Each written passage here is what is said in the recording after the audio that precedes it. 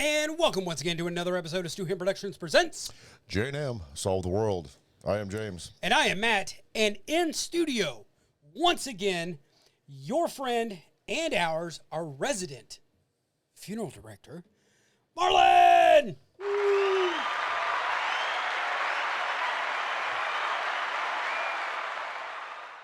And he looks nothing like the Undertaker, except for all the ink. Well, Undertaker wasn't a funeral director. It's true. It was Paul Bearer. Yeah. And I'm glad he doesn't look like Paul Bearer. That's true. Yeah.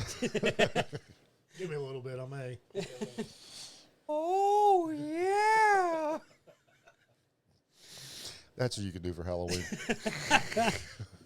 I'm Terminator. Yeah. You're Terminator. There you go. Yeah. Before we get into this week's podcast, one of our resident law enforcement agents just had a motorcycle wreck past couple of days. Broke his shoulder or his clavicle, shattered his elbow, and bruised his ribs. Yeah. He is in good spirits. He's still the little pistol that we all knew and loved from years ago. And I will put a picture of him and me smiling at him like, Yeah. I'll put that right around in here. Yeah, I noticed that. Yeah. and I had to do it. And, but I was talking to him yesterday and I'm like, hey man, not to worry. I'll let you ride on the back of my bike now. And he's like, as long as you get a shirt that says, if you can read this, the bitch fell off. And I'm like, fucking deal. There you go. And now I've got to get him a shirt that says, the bitch. And I've already told him I want to get him another helmet, a nice pink helmet with the big braids that come off the top. And he's like, hell yeah. Or you can get him a shirt that says, this bitch doesn't fall off. Well, I don't know. I don't know. But yeah, I mean, the trooper that was on site said that he handled it like a professional, because he got down into a ditch and he was keeping it straight because they could see the tracks, and it was straight as an arrow, and he was coming up on a concrete culvert, and he brought it up out of the ditch, and that's when he hit the gravel. And he only flew 30 feet. Destroyed his helmet. All right. Fucked up his leathers. He's got a little bit of road rash on his leg, but that's because he was wearing nylon, pantyhose. I mean, Uniform. police uniform. Right. And they took him in as a John Doe. Yeah, that's crazy. Yeah. I got a name tag on it that says Lacey that you cut off of me. I got my wallet. And then, man, we've never seen a cop pop hot for fentanyl, especially one riding a motorcycle. Never mind that the paramedics gave him fentanyl in the fucking ambulance. Right. Because, I mean, they said it was pretty off the charts. Yeah, I'll bet. But, yeah, I mean, he was doing good. A little downhearted. Oh, yeah. He's ready to go home, and they were like, nope. No. His clavicle is broke in half. But he can move all of his fingers. Yeah, we told him he might as well go ahead and get a colonoscopy. But if the doctor puts his hands up on your shoulders, That's and a you prostate feel exam. either way, and you feel a little pressure still, start talking about the weather. Yeah. All right. So, Marlon, how has it gone?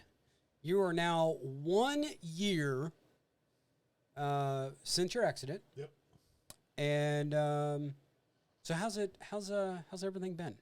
Good, real good. I'm walking so much better, using a cane now.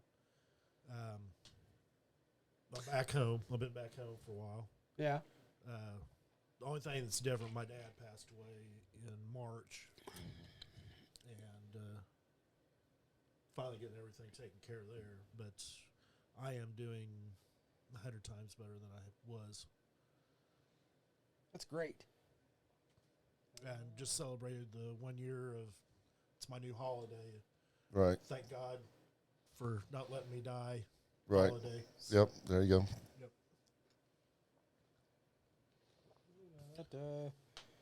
All right. There we go. So, let's see here. You've obviously gotten a lot of ink. Yeah.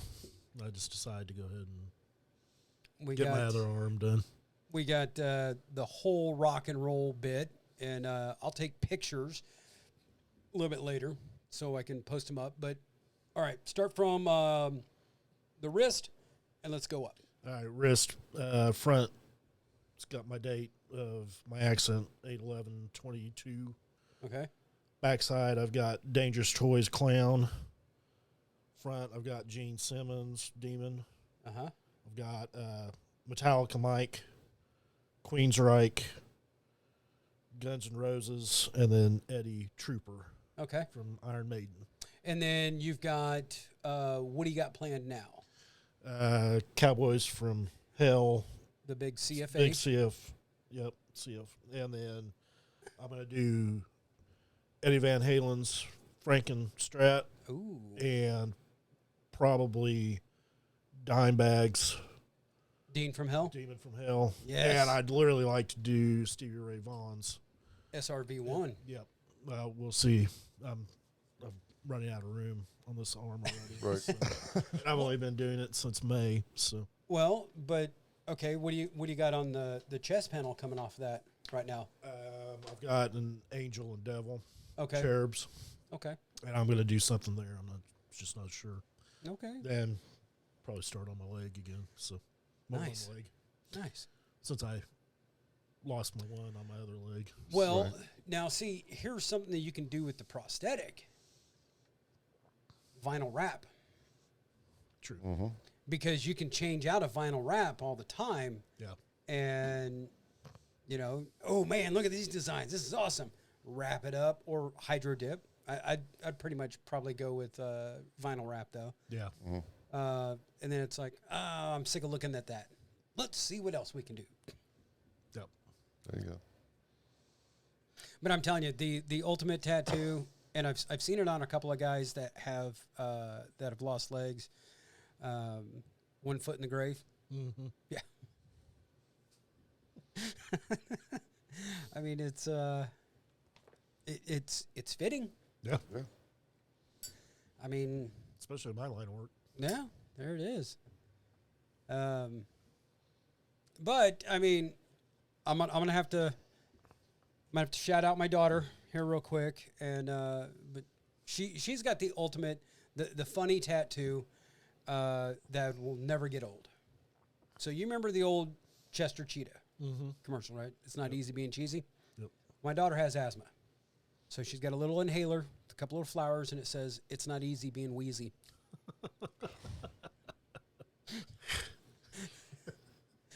Yeah, I saw that and I'm like, that is fucking classic. I love it. And let's see here. You're itching to get back out on the road. I'd like to at some point. I'm not in any real big hurry. Right. Like I said, I've been getting bad anxiety when I've been in Springfield in rush hour traffic, which I never did before. So, I mean, It's called PTSD. yeah. Yeah. yep. I still have that happen to me every once in a while when I'm meeting somebody and they go ahead and turn in front of me, even if it's not close. If it's just close enough where I got to let off the gas or something like that, all the hair on the back of my neck that I don't have still stands up, and I'm like, going, "Oh, you motherfucker!" Yeah. Yeah, and you're in a car. Right? Exactly. I got anxiety coming if I was on through. a bike, I'd probably shoot him. Yeah. I got anxiety coming through the 65 and 73 junction up there because in the last month and a half, there's been 3 or 4 accidents, I think. Right? Yeah. They need to do something there. I'm not sure what they're Yeah, I don't know. at some point. You know, I'm surprised that there's not more out there at the 73 cut across there by the Shrine Club at 65. Because them motherfuckers will pull out in front of you. That's what I'm talking about. Yeah. Yeah. Yeah. Yeah, it's like, crazy. you know, I you don't can, you can see forever.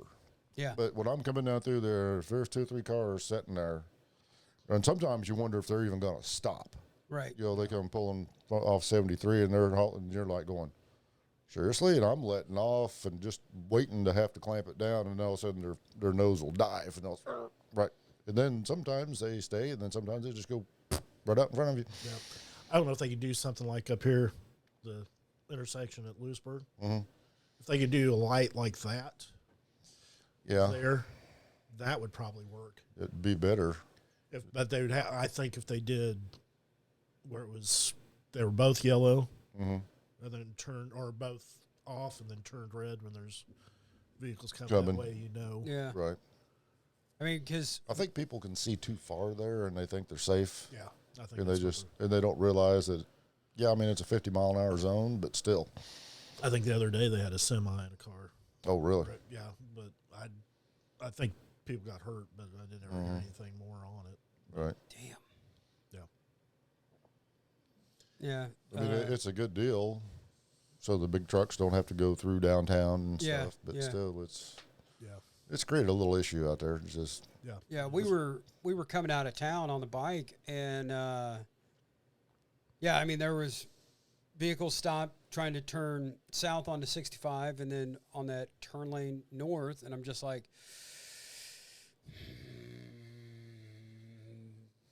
you know, and generally if there's a vehicle in front of me, I'm okay, because I know these dipshits over here or these dipshits over here, they're going to see that vehicle. you hope. Yeah. I wouldn't guarantee nothing. Well, last night, I was up at home and come up to a stoplight. I got a red light. Traffic going this way is green. This vehicle is stopped. It's not moving. He's got the green light. Not until my light turns green does he decide to turn. Yeah. And it's like, you motherfucker. You're lucky I'm not in that lane, because my truck would eat the fuck out of your little smart car. Right. I'm sorry. There's another thing over in Bolivar, before they put the overpasses, before they put basically 13 above everything, that like 13 in Aldridge Road, 13 and 32, and there was always wrecks out there, and you could see forever. I never understood why, but there That's like at Fairgrove too. Yeah. Before they had put that over there. Yeah. there's like, I mean, you can see forever both directions. I don't know how there were people pulling out in front of people there, but People just don't pay any attention. What? Yeah. Go. Case in point. yeah. Of course, now we can blame it on cell phones too. Yeah. Because a lot of times you see people fucking up, and you look, and they're like, I notice that all the time when I'm driving by somebody. There was some girl the other day just driving along, and I was like, get off your damn cell phone. We had a picture up in our battalion, and it was "Don't be this dude," and it was a guy on. It was probably like an ultra classic. Cruise control obviously set, leaned back on a cell phone, rolling down the road, and I mean he wearing a helmet, he had his reflective vest and glasses and everything, but yeah, he's just fucking rolling on a motorcycle. That's the reason to be on a motorcycle, is to not answer a text or not to fucking do any of that shit. Yep. you text me, or you found out earlier, or message me, and I'm in my car. You're not going to get a response. Oh, that's okay. I message him in the morning, and I don't get a response for a couple of days.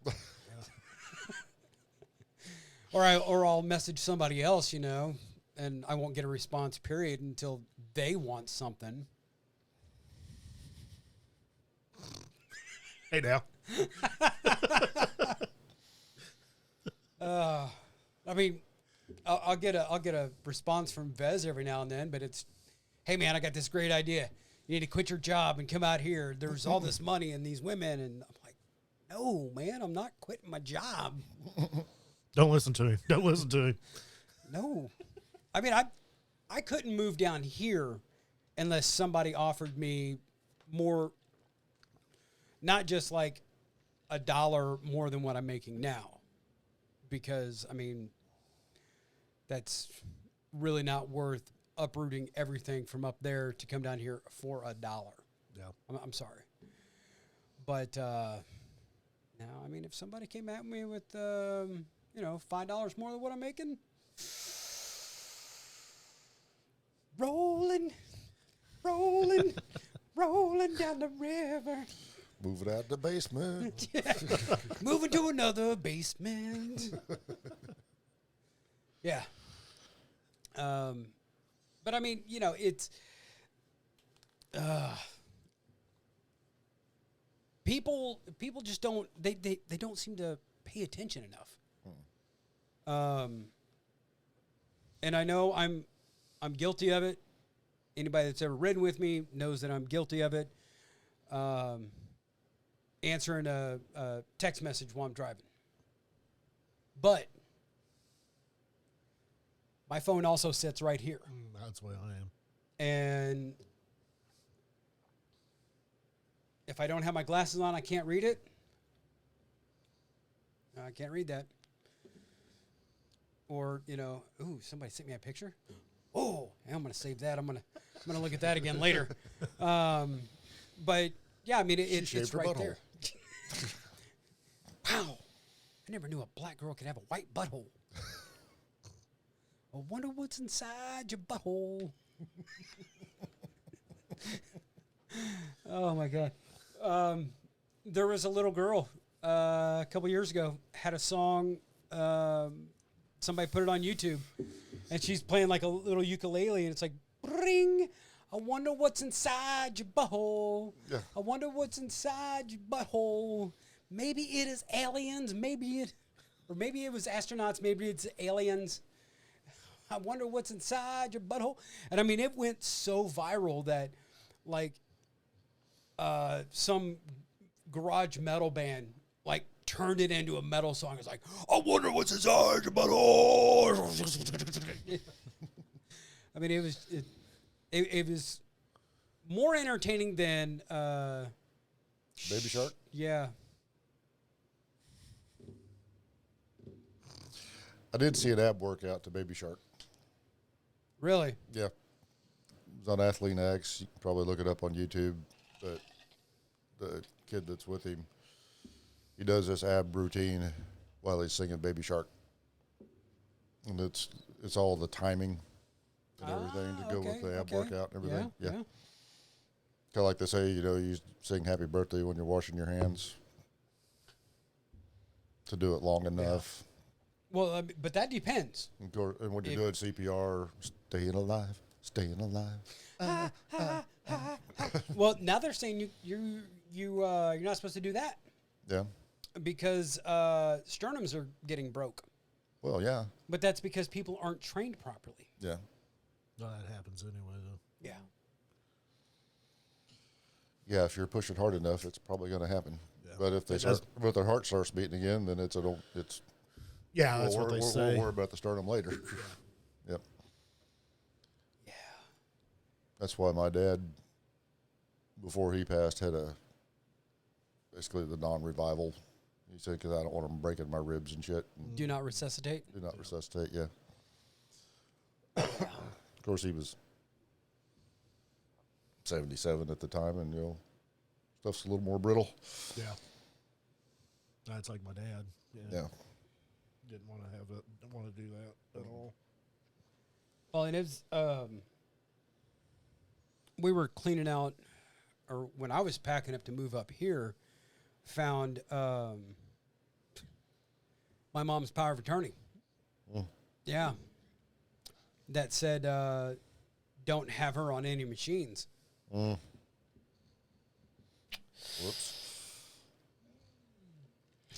Whoopsie. But I mean, it also That was Dad's thing too. He didn't want the family to have to decide when to take him off a machine. Yeah. He's like, if I'm gone, then let me go. Yeah. Yeah. Well, and it was my situation, I told my brothers I couldn't make that call. We could be on a conference call. We could all be like, all three of us are looking at the doctor, and we all agree I cannot tell the doctor to do that. Right. And, yeah. But, I mean, we didn't have to make that call because she crashed. Mm-hmm. And then she got us one last time. Mouth was open and everything, and it just... It's like, oh, my God, Mom, really? Open a fan, light a match, some shit. I just watched Eddie Murphy Delirious again last night. Damn, baby, I want a divorce. Shoo, your mama rotten, baby. That wasn't me. That was your mother. Damn, baby. Oh, my God. It's the fight game. You'll play it with some days, huh? Yeah.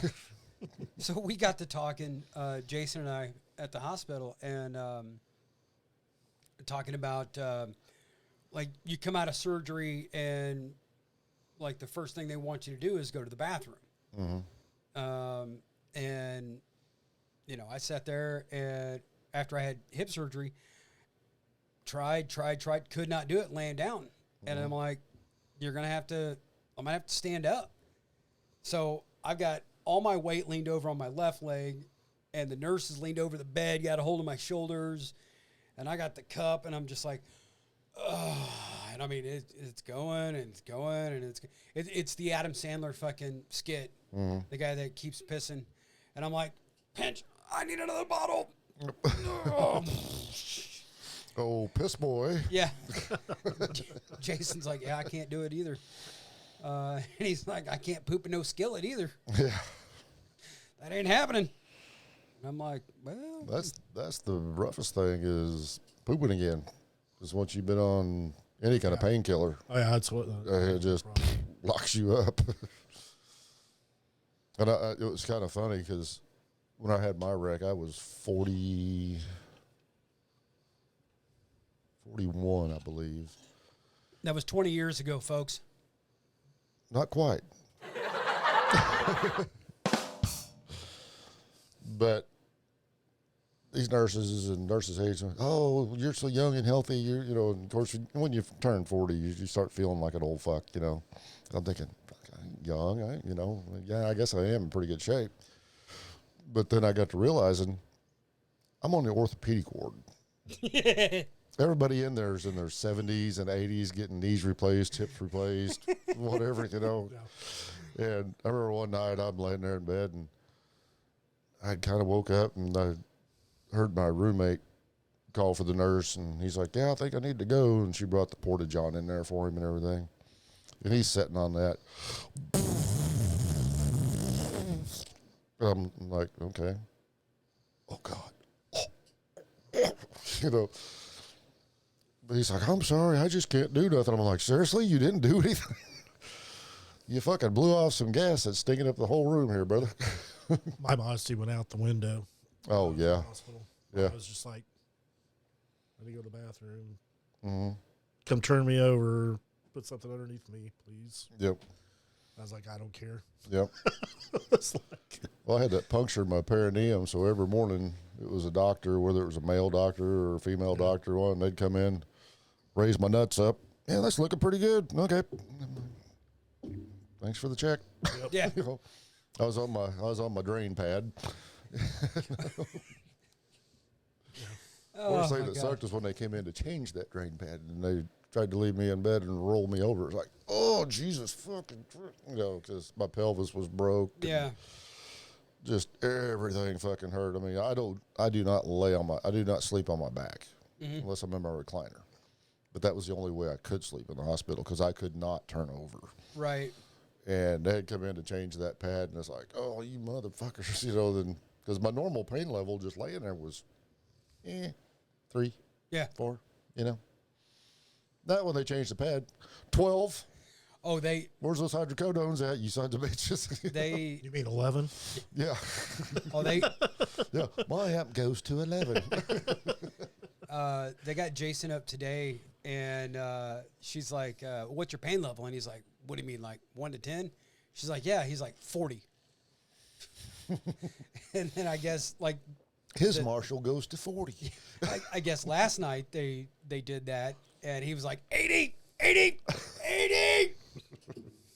He's like, man, the fucking pain meds you guys are giving me, they ain't doing shit. Yeah. And I'm like, dude, do I need to go down to a dispensary?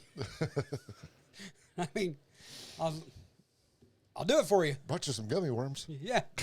Now, that was one thing. I wasn't in very much pain the whole time. Yeah. Yeah. I don't know what the deal was, but I finally told him, I was like, I'm done with the pain meds. I was like, I don't want to get messed up. So, Yeah. Right. When they You had, know, I don't want to be with Vez on a corner. yeah. Shout out, Vez. they had me start like, You ever suck dick for pills? they had me start on my pain meds like 2 days before my surgery. So it's in my system. So I've got hydrocodone. Codone? See, there's hydrocodone and then oxy. Oxycodone. Yeah. I started on oxy and Valium.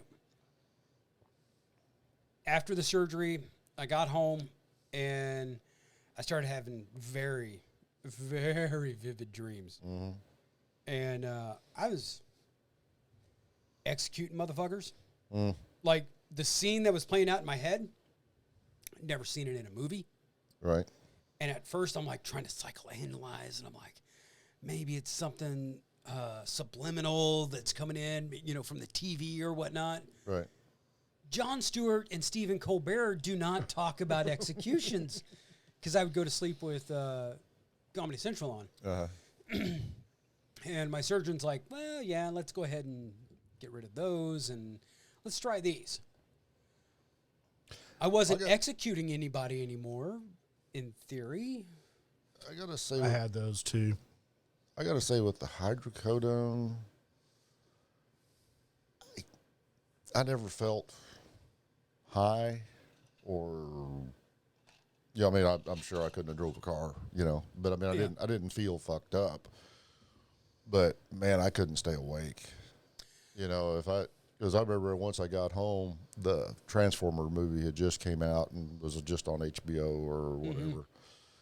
I bet I tried to watch that movie probably 9 times before I finally made it through the whole fucking thing.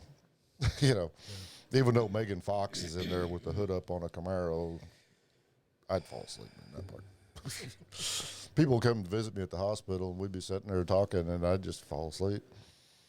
Then I'd wake back up and carry on the conversation. I don't know how much longer, you know, it might have been 5 minutes or less. But oh, you mean like some of the After Darks that we have done before that have never aired? Oh, the ones that you do?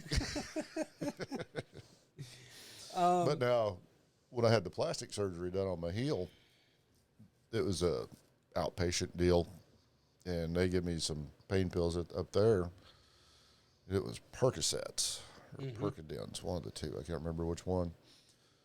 But anyway, I got home, and about 4 hours later, it was fucking waking up, and told the wife, I said, yeah, I said, give me a couple more of those, you know. And so she gave me a couple, and man, it was 0 to drunk in 30 seconds. Yeah. It was just boom. I was like, whoa. I like getting drunk, but I like the journey. Yeah. I don't like to just warp to it, you know. So when I was in Afghanistan the last time, and they diagnosed me with 3 ruptured discs, they gave me Perks and Valium. And I was still carrying around a loaded weapon. Right. Now, granted, nobody at the time, including myself, knew that my 9mm would not shoot because it was old as fuck and it had a fucked up firing pin. But the fact that I was still walking around with a loaded weapon. It came out in 82 with the original. Oh, yeah. Yeah, I guarantee. Yeah. Yeah. But, I mean, I had no problems with those in Afghanistan. Like, I could take the Perks, and I didn't get that drunk feeling, but I wasn't feeling the pain in my back. Because I would, like, it looked like I had scoliosis with the way that my spine was, I was having to bend my spine just to act like I'm upright. Right. And then I'd take the Valium at night. Done. We're getting incoming. I ain't going nowhere. Fuck you. If it's my time, bitches. Somebody throw a flak jacket over me, I'll be all right. Fuck it. I got a bunk above me. But no, I mean, it was just weird. Now, have you had? I can't remember if we've asked this before, but have you had the phantom? Oh yeah, pains. I still have phantom pains. Okay. Every once in a while, and it's nerve.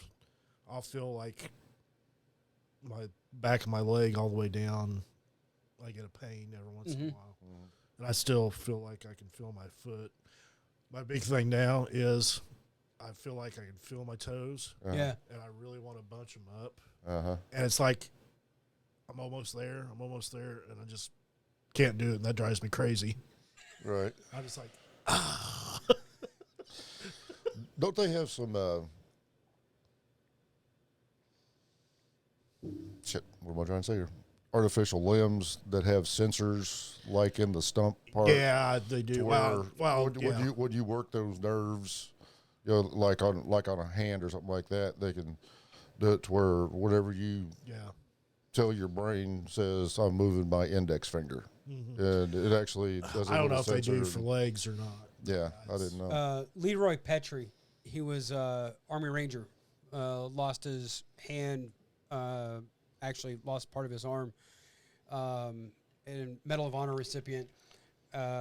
He had caught a grenade and, excuse me, went to throw it back, and it blew up in his hand.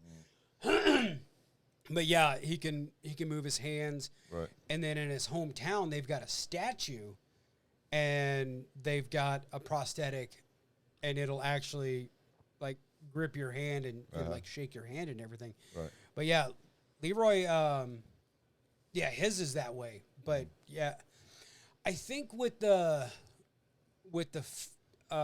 legs, it's like the below the knee.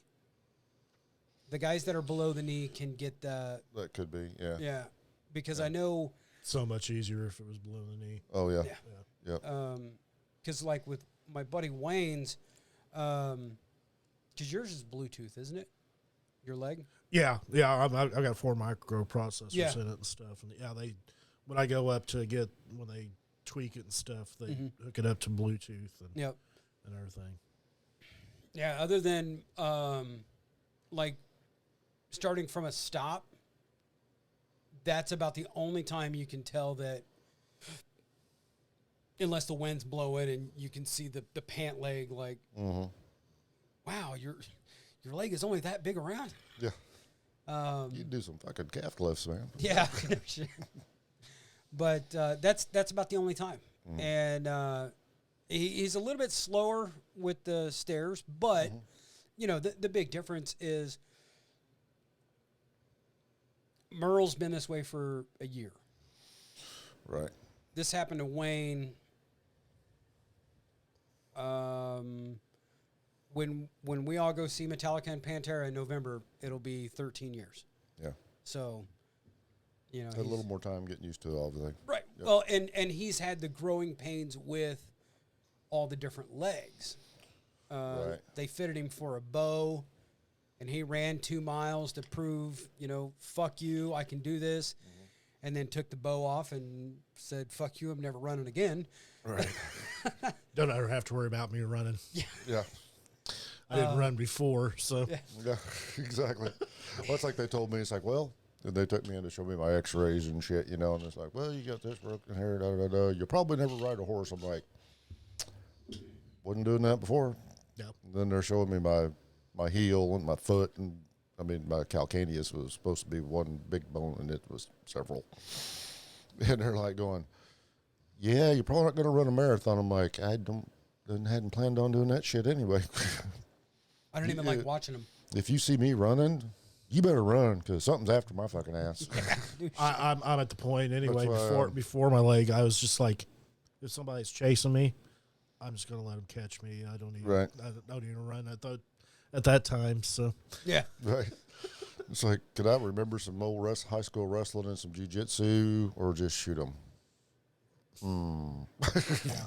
Oh, I've tried running across the street, and it's like the first couple of steps, you're that new fawn that's just standing up, and you're like, oh my god, what the hell's going on? I remember a few years ago. Then to get across the street, he's like, I need to do more cardio. I should really quit smoking.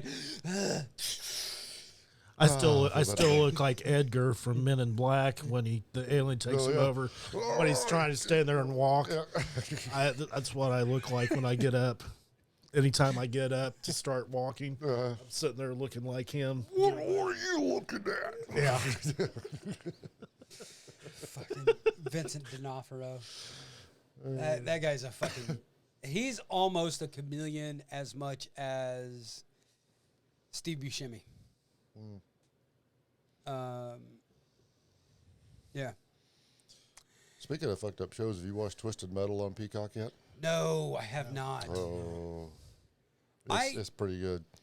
Samoa Joe is Sweet Tooth. But Will Arnett is the voice of Sweet Tooth. Oh. Sweet Tooth is a funny motherfucker on there. Yeah. Here, can I give you a hand? It's an actual hand. Yeah. Last weekend was the first time that I've actually sat down and watched TV in probably a month. Mm-hmm. I caught up on Marvel's Secret Invasion. I watched that's when I was Machine. When I was sick last weekend, last Sunday, I was like, fuck it. I want to see how long I can stay awake. And we started watching that. It's 30-minute episodes. Yeah. And we got through 7 before we went to bed. There's 10 in the season. Right. But it's worth watching. I watched The Machine, watched Flash. Oh, speaking of The Machine, November 13th, Springfield, Missouri. The Machine. Not the movie, but Bert Kreischer himself. Yeah. I'm going to see him next month. Are you? Kansas City. Yeah. Okay. Well, never mind. Cody was just telling me about that last night. It was like, we're going, right? Yeah, I seen that he was going to be there. Yeah. I watched The Flash, which it's like if he starts doing bedazzle shit, I'll be like, hey, already watched that. I'll need some new shit, motherfucker. the Razzle Dazzle? Oh, Razzle Dazzle. Yeah. God, what else did I watch? I watched quite a few movies because I was house sitting for my brother and had to be around the dogs, which, okay, whatever. That's fine. We just kind of sat there and watched TV, and they just kind of chilled. And but yeah, I like The Machine, and I love the way it ended, too. Spoiler alert.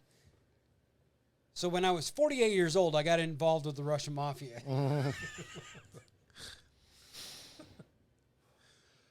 I was watching a Dave Mustaine interview on YouTube the other night, and the guy was asking him what he does for his voice and, what foods and everything. And years ago, he got into there's this plum that's in Japan. Mm-hmm. And he said their palate is way different than ours, but they make a paste out of this plum, and then you eat that, and it's supposed to be good for your vocal cords. So it tastes like ass. He said it's fucking bitter as shit, salty as fuck. He said, but it works. It works really good. But they went to Nashville to record Cryptic Writings back in '98, and he forgot his plum. And I forget what the name was, whatever plum, He's like, oh, man, I forgot my blah, blah, blah, blah, blah, plum. This guy said, what'd you say? He goes, I forgot my blah, blah, blah, plum. He goes, what the fuck is that? He goes, it's a plum that we make a paste out of is for my vocal cords. He goes, why don't you do what Amy Grant does? He goes, what, sing Christian music? He goes, no, she eats Lay's tater chips. He's like, what? Lay's potato chips? He tried it, and he goes, fucking works. He said, you think about it, all a potato chip is oil and the salt. Mm-hmm. He said, so ever since Cryptic Writings in '98, he keeps little bags of Lay's potato chips. Till it actually fucking works. And it's got to taste a whole lot better. Than that plum, yeah. I mean, plums. Blech. No. No, I'm gonna say no. Norton, pal. Norton, come on down here. I want to talk to you. So I just watched Delirious last night again. I've been watching you, Norton. And I know you've been I watching. know that you know that I know that you know that you want to fuck me in the ass. So I'm gonna bend over now, and when I do, start fucking. Humana.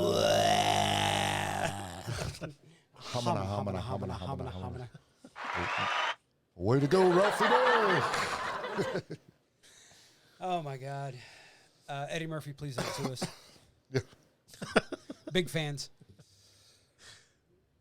So I don't think something that we haven't really touched on with Marlon is he's a big metalhead like we are. Oh, he is. Yeah. Probably worse. I mean, well, look at the art. I mean, have you thought about? Are you thinking about making the trip to Rocklahoma this year? Or I will probably go down one day. I'm gonna have some of my friends sneak me in just to the campground. That way I can visit with all my rock family down there. right? Yeah, I don't care about going in. right. I just want to go down for a few hours and visit with everybody because I haven't been down there since 21. Right. So, yeah, but they have to sneak me in because anymore you have to have a bracelet on when you. Everybody has to have a bracelet on, so I'm gonna probably have to be down in the floorboard. Yeah. Try to get in. Just like the old days at the drive-in theater. Yeah. Yep. They're showing Twister at the drive-in tonight in Really Old Town of Buffalo. nice. But yeah, I'm wanting to go. I really want to go to Metallica In November? Yeah. I may try and still I mean, got until October 1st is when definitely got to have the Airbnb locked in. Got to know how many people are going to be there. Did Cody tell you that his friend is going to go? Nope.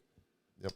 He's one of his friends is Because gonna if you go and Wayne goes, that means because I'm going to use Wayne anyways to get like a bottom floor 88 compliant fucking place. And he's like, dude, I can climb stairs. And I'm like, I don't give a shit. No, use ADA. Come on. Oh, fuck yeah, dude. go. We don't want to climb stairs. What the fuck? I don't want to climb fucking- stairs. We're fucking old. But yeah, I mean, it's going to be fucking, it's going to be awesome. And I watched the video yesterday. They were at MetLife Stadium. Okay. And it was like a little Pantera compilation, and they finished with Cowboys. And I'm watching it going, God, I'm so glad we're going in November, and we're going to be indoors at the Dome. Yes. Because this was at MetLife. It was still light out, so you couldn't see the lights and stuff, Right. you know. But and I'm sitting there, it's like, Phil looks cool. Yeah. I mean, temperature-wise. Yeah. You know, head's buzzed, everything. He's wearing shorts, no shoes. Yep. Zach looked hot as fuck because Well, yeah. that fucking beard and all the fucking hair. And he's just dripping. Now, I saw a video. It was they were doing 5 minutes alone, and it was camera was on Charlie Bedante, and it's set up. You're looking at like between the cymbals. You got as you're looking at it, the hi-hats here, and then the drums are over here, and you're looking right here, and it's set up, and you're getting the volume from the stage. It sounds fucking great. Charlie's fucking killing it. And even Zach's solo was like fucking okay. Cutting through even there. Hearing Phil's vocals, and I'm like, I'm getting fucking psyched because it sounds fucking great. Yeah, and that's on the cell phone.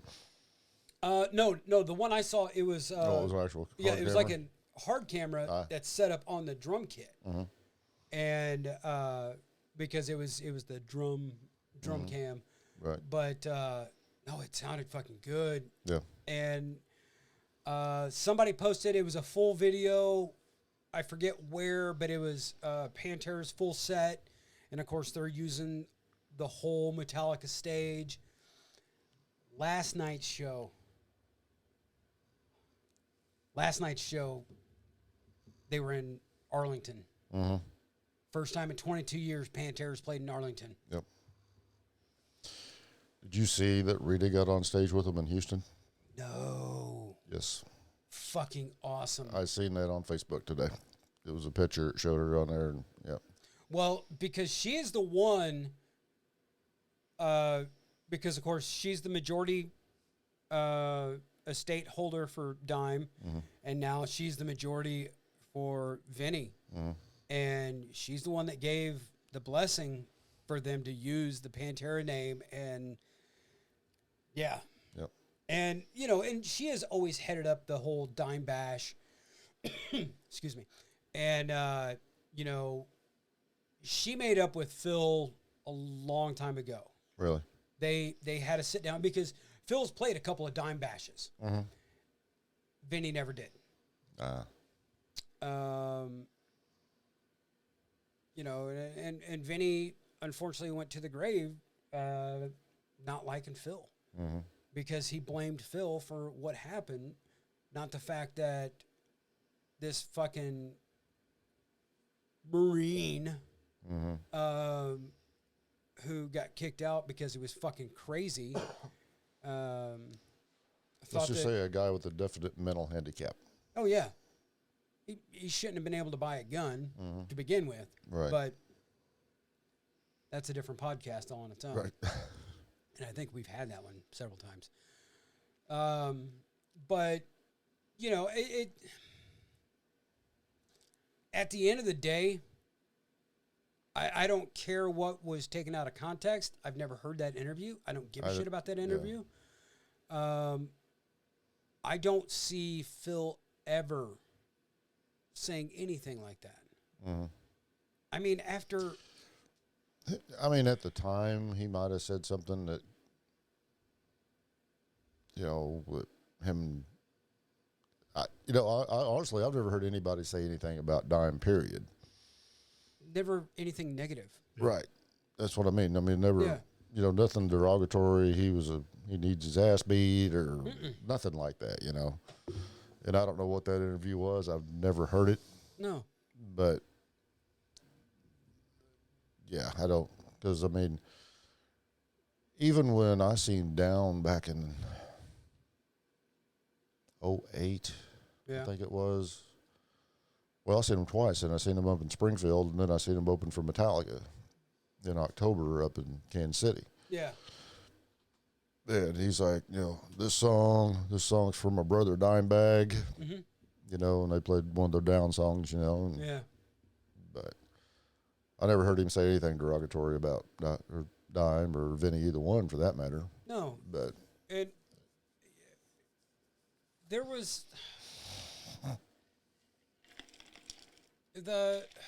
okay, so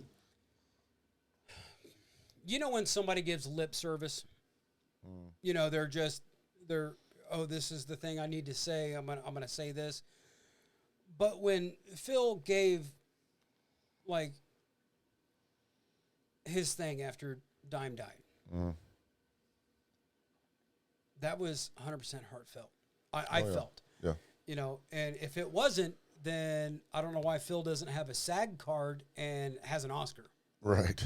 And then when he was that where he was talking about? He tried to go to the funeral and he wasn't allowed in, and he said I couldn't be there at my brother's funeral. And yeah. And Vinny said that he would shoot him on sight. And even at that time, Rita was distraught. Right. But I mean, I can understand that. That's your lifelong partner. But no, it's silly. And I get it. Vinny said there could never be a Pantera reunion. But it's just like the way that they're doing the tours now. It's for the brothers, for the fans, for the legacy. Of course, Marlon, how many bands have you seen in the last 10, 15 years that's called Warrant or whatever? Yeah. There's like one guy from the original band. Yeah. Quite right. So, Yeah. Rudy Sarzo's not in that band. Neither is Well, Kevin's dead. Kevin's dead. The drummer. If you want to go way back, Randy Rhoads is dead. Well, yeah, but and he was replaced when Randy left and went to Ozzy. Carlos came in and played. Carlos came in, yeah. Carlos isn't there. Kevin DeBro's gone. Rudy Sarzo's gone. Yeah, I'm trying to think. I should know his name. Have you seen both versions of Great White? The Jack Russell Yes. version and the original, Yes, and the I have. original version without Jack. Yeah. Yeah. Is it? I mean, I'm just there for the music. Right. So, I mean, I could care less. As long as the songs sound Yeah, right. yeah. Right. As long as it sounds perfect. Frankie Benali. Yeah. Frankie Vanelli. Yeah. Yeah, so Frankie just recently passed away. So Jizzy Pearl, who used to sing for Love Hate, he's been with Quiet Riot since Kevin DeBro passed away. And they got the blessing from Frankie's wife to continue to use the name. I see. Pantera, there's only one person in that band that has been there since the beginning of Pantera, actual Pantera. And that's Rex Brown. Right. But then according to Rex, their Pantera's first album is Cowboys from Hell. Yep. So So that means two of them. yes. But, it's that would be like if Fred Cupcake Curry was still alive and he was touring with as Cinderella.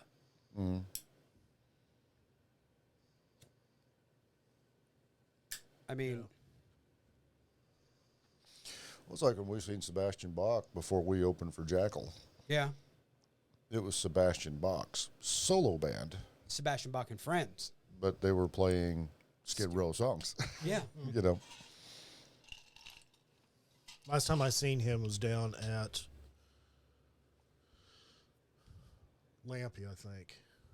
We seen him one time at Guitars and Cadillac. Rocklahoma, Okay. and he was all up on something because his mic wasn't working, and somebody down in the pit said, "Hey, your mic's not working. Your mic's not working." Well, he finally got it turned on, and he looked at the guy. Then he was pissed off the whole rest of the time, but. Yeah.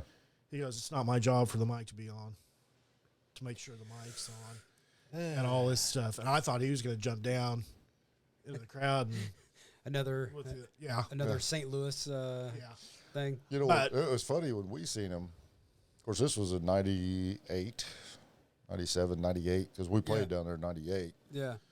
And it was funny because I think that was like the first hard rock metal show that they'd had at Guitars and Cadillacs there in Branson. And the security guys were freaking the fuck out because that place was I mean, they were hanging from the rafters, kind of like our Jackal show. Oh, God. And there was a pit started up. And these big security guys, they went in there and started breaking this up, and fucking Sebastian stopped the show. He's like, "Hey, whoa, you big steroid freak motherfuckers. Leave these fucking kids alone. They ain't doing shit." yeah, So we just got off of seven shows with Pantera. This ain't shit. Trust me. yeah. Leave them the fuck alone. They ain't doing nothing. He said, "You can either leave them alone or we're going to stop the show right now, and then you can deal with everybody." Yeah. When seen him down at Lampy, he had the kid he was a young kid that was the guitar player. He's one that actually I think pretty much wrote one of the last albums that Sebastian did. Oh, Okay. yeah. But he was phenomenal. But of course, I'm pretty sure Sebastian was late getting there. He took a flight, came in from Springfield, And I remember seeing him because we were in the VIP area, and a limo pulled up, and you see him get out, and he just ran as fast as he could because my ex-wife and her cousin at the time were all like, Sebastian, and he just did this little wave thing. Yeah. But I mean, he sounded good. He still sounds good. Yeah, and I mean, but it definitely, he's not hitting those notes No. like he did with Skid Row. Did you hear him and Chris Jericho had a pissing contest about who's the better vocalist and shit? Really? Yeah. It was a back and forth on Twitter and shit. Oh, yeah. Now, when I went down to Lampe 2 weeks ago and seen Wiener, Kip actually was hitting most of his notes. He wasn't having to get. He really didn't get real high anyway on notes. But the high notes that he did, he was hitting them. So, we're all just getting older. Well, I seen a guy, friend of mine. He's a guitar player, plays for a band in Springfield. They're a really good band. I mean, just local band. They play the Route 66 festival and everything. And I won't mention their name because I'm getting ready to say something derogatory here. Not really, but he was bitching because they'd went and seen Bon Jovi. Yeah. And apparently Bon Jovi tunes a half step down now. And he was upset because they tuned a half step down so John could hit the notes. And I'm like, what are you upset about that for? First of all, John Bon Jovi does not need the fucking money. No. Yeah. He don't need to be out on tour. He's just doing it because apparently he likes to do it.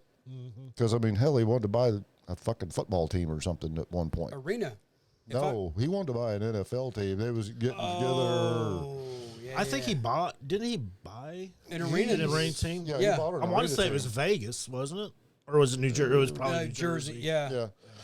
But him and another group was going to buy a team or something. But anyway, I'm like, so what if he tunes a fucking half step down? He's still out there doing it at 60, whatever fucking years old he is now. Yeah. You know? At least he's not using a backing track. Right. Exactly. Molly Crew. Well, Yeah. Kiss. At least he's still singing and like, Visnil. When we started this, all we needed was a... Well, see, and that's... Here, let you sing it. Okay, so... In the refrigerator. Yeah. It always upset me when singers did that. Like, have the crowd sing. It's like, hey, motherfucker, I paid good money to watch you sing those songs. And a lot of times, the singers, they got older. They couldn't hit those notes or whatnot. And then watching some of the videos with Pantera. Yeah, I was going to say. I was going to mention them when they didn't walk. Yeah, Phil's been doing that, but it's a little different. And fucking call me a hypocrite, I don't give a shit. Nobody has seen those guys play those songs sounding that well in well over fucking 20 years. Right. The last people that saw Pantera in its originality was 2001 before the 9/11 because they were in Europe. They were in Denmark. They played a show November 10th, and they were supposed to have a show November 11th. And they were on tour with Slayer. Slayer finished the tour, and everybody in the Pantera camp did not feel comfortable finishing the tour and then getting stuck in Europe. So they decided, let's go home. Let's take some time off. Right. And even because I watched, it was Philip H. Anselmo and the Illegals do a Pantera set. Yep. Phil's vocals were shit. Oh, yeah. I mean, they were just shit. And then when I found, they started talking about doing this with Zach and everybody, I'm going, man, I hope it sounds good, But then, man, the first one we watched out of Mexico was like, Yeah, he's taking some time and he's got his voice back. Yeah. Now, when I seen him with his band, when you're talking about, seen him down at Lampy, or not Lampy, at Rocklahoma, I didn't go to the stage because it was too far over to get back over to the main stage. Right. But you could hear him. He wouldn't even sing. He would actually just sit there and talk to the crowd Yeah. the whole time. They may play the song, but he wouldn't even sing Yeah. to it. I mean, they'd just play it. Yeah. And that got me. I was like, Yeah. So, Now, when I seen him with Down, oh yeah, he, of course, it was, totally different vocals right. with Down. It's a different. got more of that clutch sound. It's definitely more that New Orleans sound. It's got that groove, but it's a down groove. It's not down as the band, but I mean it's like when I was listening today. I was listening to the Texas Hippie Coalition station on Amazon, right. and they'll play Down, they'll play Clutch, and sometimes unless it's a song I'm familiar with, I got to go. Which one is it? Oh, okay, that's Down. Yeah. But because I mean the music wise and everything, it's just it's that more. And I It's not the Pantera sound. Yeah. It's more of a blues. yeah. It's got Metal, that bluesy jazz metal sort of that New Orleans sound. Now, I saw a Super Joint in a club when I lived in Tennessee. bet you did. And I did. The only reason why I even went, because I don't... The first Super Joint album, it was badass because you got Hank Williams III playing bass on your metal album. Yeah. The motherfucker had some hair. Oh, fuck yeah. Scott Snow hair, but straight. Oh, yeah. And I mean, other than that, but it was... I've seen Down. The Super Joint was a totally different deal. It was the fast as you can go. Yep. It was more like a punk. Yes. It was like about 2 minutes Yep. each song. Yeah. I remember seeing some of the videos of the Headbangers Ball at the very end. Yeah. They was like, yeah, new one from Super Joint. And it's like, okay. Yeah. It's like you see the video for Super Joint and you see 3 as he was being called at that time. And it's like, what the fuck? And then you switch channels to CMT and now you're looking at the Grand Ole Opry and there's Hank the Third with his hair pulled back and his cowboy hat on and you got his full sleeves and his other 2 bandmates right there and he's sounding like his fucking grandpa. Yeah. It's like, what? Yeah, you need a little time off for bad behavior every once in a while. That's where Super Yeah. Joint came in. Yeah. Well, I think on that note, we've went the whole gambit of an update on Jason Lacey, an update on Marlon since a year after his accident. Jason, we're thinking about you. Get better soon. Yeah, and don't worry, you will be riding bitch on my bike. You will have a shirt that says the bitch. I will have a shirt that says, if you can read this, the bitch fell off. We love you, man. But until next time, you've just watched another episode of Stu Ham Productions Presents. J&M, solve the world. I have been James. And I've been Matt. And on behalf of our resident funeral director, Marlon, Peace out. and You stole my line.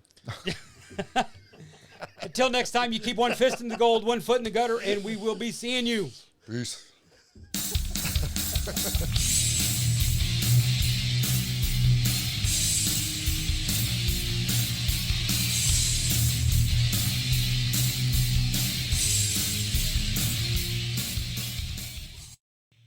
If you like what you hear during the J&M Solve the World podcast, that's a band called Blindside out of Southwest Missouri. Their music is used exclusively by the J&M Solve the World podcast because, well, James and I were part of the band. If you would like your own copy of Blindside's Want You Some, Get You Some with their hit songs 12, Engine, and FU. Send a self-addressed stamped CD mailer to J&M Solve the World, 2120 East 342 Road, Halfway, Missouri, 65663. And if you would like it signed by the 3 surviving members of Blindside, just include $5. But until next time, you keep one fist in the gold, one foot in the gutter, and we'll be seeing you. Thank you.